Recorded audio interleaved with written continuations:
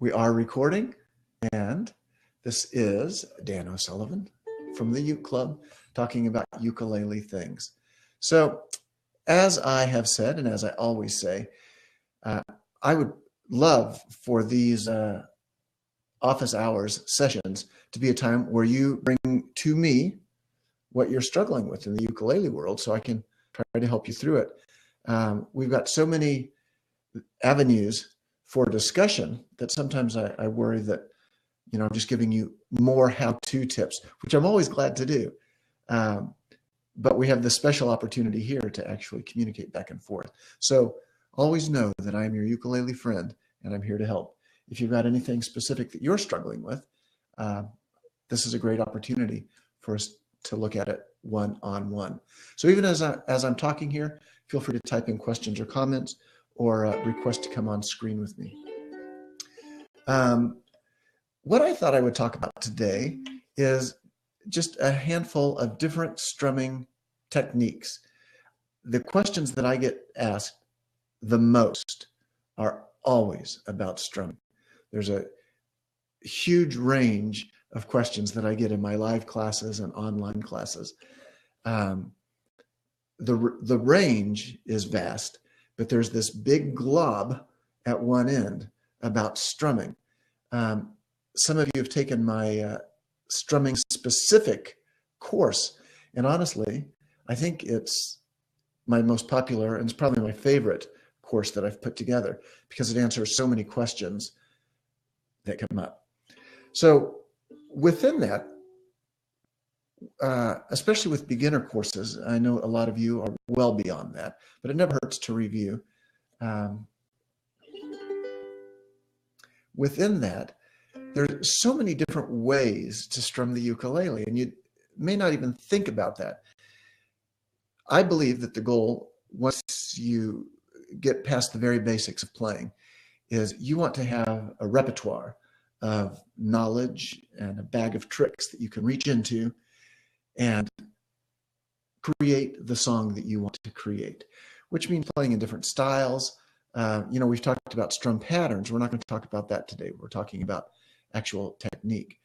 But, there's a panoply of strum patterns that you can use as a jumping off point to get a different sound for a song that you want to play. You can strum it as a reggae song. You can strum it as a folk song. You can strum it as a hard rock song. On the ukulele, you're going to get slight differences, but the strumming will make a bigger difference than a lot of other things that you do. Related to that, you can have a vocabulary of strum techniques, different than strum patterns, right? Strum patterns are when do you hit the strings. The strum techniques that we're going to talk about today are how do you hit the strings. So I'll finish that thought and then we'll move right into the how-to. So ideally, in my opinion, you would have this repertoire of strum techniques that you won't necessarily stick with for the course of a song. You will have them at your beck and call, with a little practice, of course. And even within the course of a song, within the course of a measure of a song, you may change from one technique to another. All right. Any questions so far? Because we're going to move right into 4 or 5 or 6 different techniques. I know it looks like a cocktail tumbler. It's just water. It's 10 o'clock in the morning, for crying out loud, people. All right. I think I'll hold a D7 chord because that closes the strings off nicely. When beginners start strumming the ukulele, there's a real strong tendency to use a finger or a thumb. And you know what? I very often use a finger or a thumb. So I don't mean to denigrate it by calling it a beginner technique. Here's D7. Let me see if I can situate myself so you can see a little better what's going on with the strumming hand. If you need it or want it, request a close-up and I'll adjust myself. Finger. That's all there is. So that's like, if you're a 3-year-old learning to speak English, You learn dog, cat, house, mommy, daddy. That's that. That's your vocabulary. Your basic words that everybody needs. All right, so it's just, I'm using nail down. Remember, this is different than strum patterns. It's just what am I hitting the strings with and how. So fingernail down. If I'm going to hit on the up strum, then it's the fleshy bit of the finger.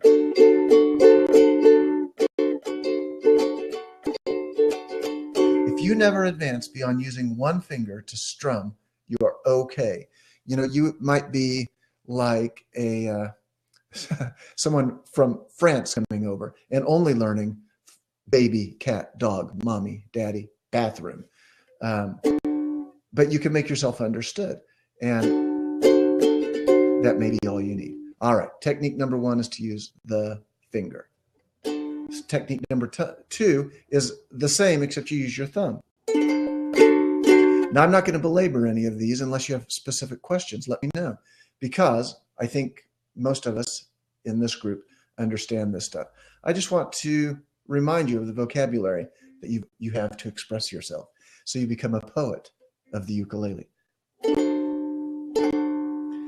Thumb, the only thing I'll point out on the thumb, I see beginners try to point and use the thumb that way. It's the side of your thumb. Hey, Barry's here.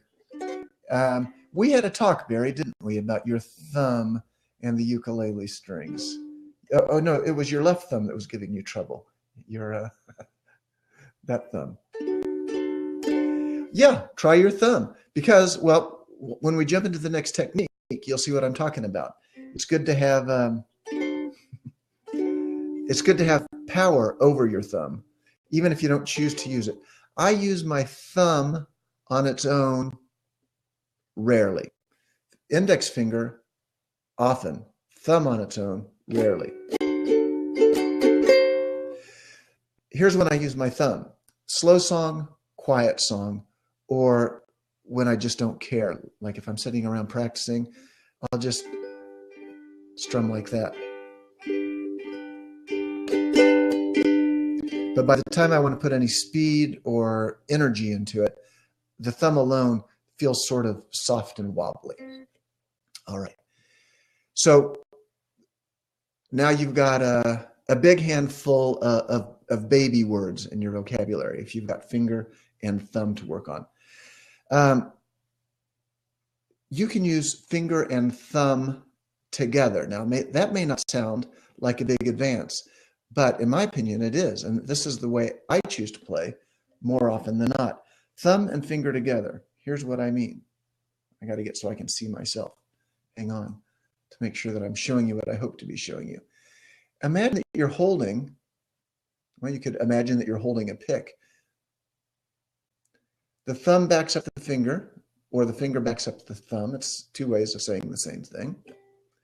What happens now is your finger is not so floppy as it might be on its own, because it's got the thumb backing it up a little bit.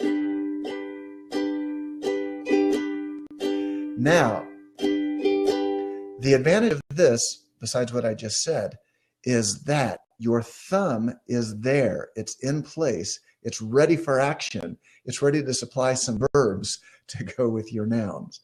If I keep beating this metaphor over the head, it's right there. So your fingernail down, and then thumbnail coming up. Nail down, nail up. Now I'm exaggerating that twist to get the nail in both directions, but that does happen in a minuscule way. There's also a little tiny shift like this, back and forth as you strum. Anybody ever twirl a lariat? I spent a year of my life trying to learn to twirl a lariat, Barry, I'll bet you have. And there's this surprise motion. You know, you got the big motion that everybody sees, but there's this little motion of your hand rotating the rope in your grip. Sort of the same thing here. You've got the big motion of your strum, and then there's this little motion within that of your thumb and finger getting into position so you get nails on the down and nails on the up. All right, I feel like I'm getting sort of esoteric here.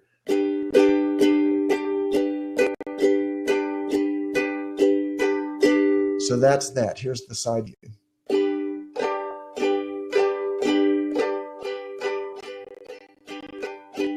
Now, a lot of people fall into that style of strum naturally. If you haven't tried it, you know what? Let me ask for some audience feedback here. Tell me, yes or no. Have you tried it that way? Give me a yes or a no. Thumb and finger together. Cheers. Because like I say, a lot of people have sort of fallen into it naturally. And some people just never think of it. If you haven't tried it, try it. To me, it's the best of all worlds because, as you'll see as we move into these next few strum techniques, the thumb and finger working together are like the farmer and the cowman should be friends. So there are some more advanced strumming ideas. So if this is your starting point with thumb and finger together, then our next one, which I'll call the rake, uses the power of having them there together. Okay, we have a bunch of non-typists here today. So rather than this one, let's call it the rake, okay? The rake.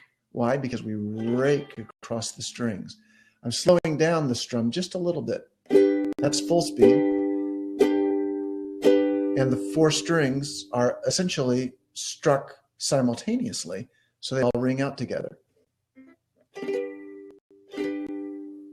Try it, Travis. You'll like it. So let me change my technique just a little bit here. Now, you may think that I'm making a mountain out of a molehill and describing such a slight difference that it's not a difference, but it is a difference. Come on, if you're going through the daily ukulele lessons of the Uke Club, you know, this sort of minutia should be this is what you dream of at night. I know I do. Now, instead of thumb and finger together, we're going to separate them a little bit. All right, how much? It depends on a lot of things. Fingernail goes across the strings, followed by thumb.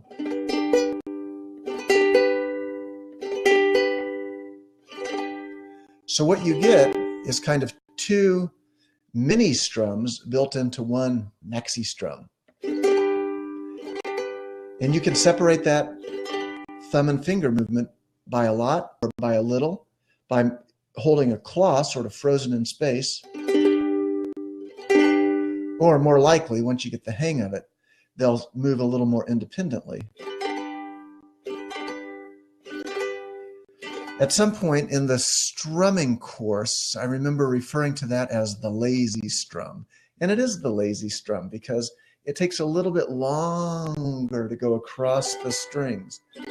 It's good for, you know, we talked about it in the lesson for Blue Bayou. Something like that. It's a little bit of a roll.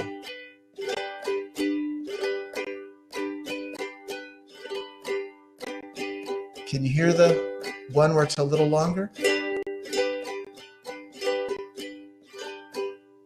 And you've got a lot of control over that. You can also make it louder as well as longer because you've got a finger and a thumb, and the thumb can drive a lot of power into it. So that's the rake. All right. I'm going into talking a little more than I want to on this. I want to make sure we get everything in while still not taking up too much of your morning. The rake leads us into a full hand rake. All right. This is the last of my actual strum techniques. Then I've got a couple of related things I'll show you real quick before we call it a day. So the rake was a finger and a thumb.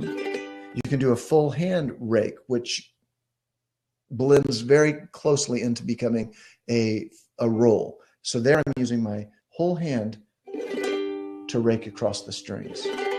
So see how I've got an awkward claw? The claw. So all of my nails go across the strings, followed by the thumb. And it's like dragging your thumb along the teeth of a comb. You ever do that? So except you can't slow it down that much. If you do this at a slow speed, at too slow, it just becomes individual strums. Everyone needs to be sure to be reading the comments in the live chat, and then we'll all get together and make fun of Barry Raspini at the end here. So that's full hand rake. The key, one of the keys, is to make sure you follow up with your thumb.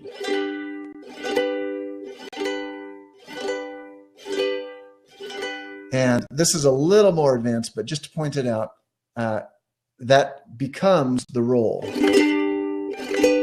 where you shoot out your fingers.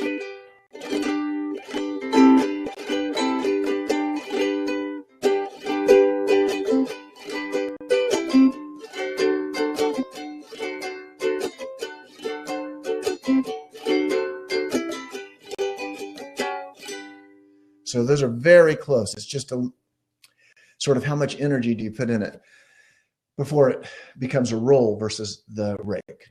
All right, so that's, I lost track, 4 or 5 different ways to think about strumming technique. And as I was saying earlier, they really are just elements of your ukulele vocabulary. You don't want to be, you want to be so comfortable with all of them that you can mix and match, pick and choose, and in the same way that you can form a sentence without having to plan ahead, you know, what you're going to say. Oh, that's not the way I plan to say it. Hang on, let me check my notes here. Close enough. In the same way that you can speak English, you can also speak ukulele by having this handful of strum techniques that you've practiced and have now at your beck and call. So I'm going to leave it at that. I often get asked about playing with a pick, and I don't. Do any of you play with a pick?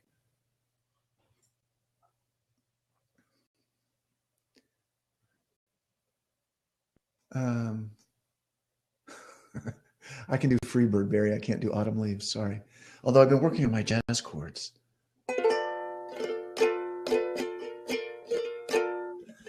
And I wanted to say just playing with a pick. The disadvantage of playing with a pick is that you've got something in your hand.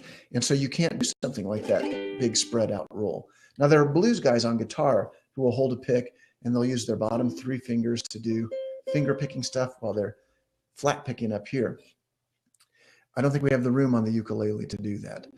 But yeah, I'm with you, Barry. My pick has never met the ukulele. And they make special ukulele picks. They're big, fat, felt, soft,